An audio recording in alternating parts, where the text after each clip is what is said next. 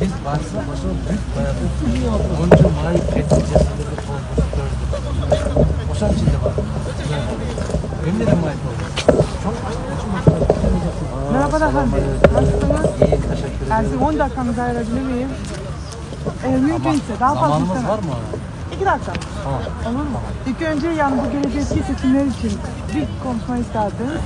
Bu mesela takriben daha çok iyi bilirsiniz. Tarihte yazıldığı gibi yani Kırgız ve Türk bir doğan diyor. Evet. O yüzden şu anki durum, Kırgızistan'daki şu anki durum bizim mesela Türkleri de çok ilgilendirir. Evet. Ve o yüzden bu gelecek seçimde yani gelecekteki bir cumhurbaşkanı olarak seçilmenizi çok dilerim. Çok isterdik. Teşekkür Çünkü ederim. bu sadece Türkler değil, Kırgızistan'ın yani gelecekteki aydın, güzel bir memleket olması için İnşallah. yani sizin başta durmanız lazım. İnşallah. Bir daha bir soru eğer mümkünse. Mesela yarın bu seçimlerde siz kazandıktan sonra bu bizim Türk iş adamları için nasıl bir etkilenebilir?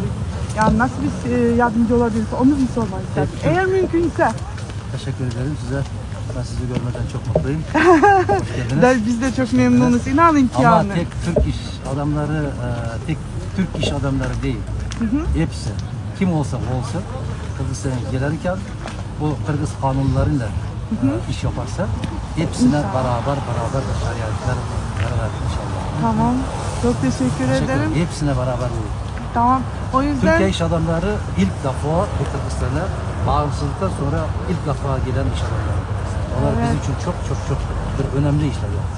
o yüzden Kırgızistan bu Gerçekten de gelecek yapabiliyoruz bizi de inşallah. ilgilendirir. O Sağ yüzden olun. çok isterdik siz başkan olmanızı. Sağ olun. Tamam yine bir daha görüşünce çok Beraber. memnun oldum. Beraber. İnşallah bir iyilikler sizi dilerim. Bol şanslar. Tamam gelecekte başkan olmanızı şanslarımız görmeyi var. isteriz. Seçimden sonra da görüşmek istiyorum. İnşallah. Sağ olun, sağ olun, İnşallah sağ devam olun. edelim.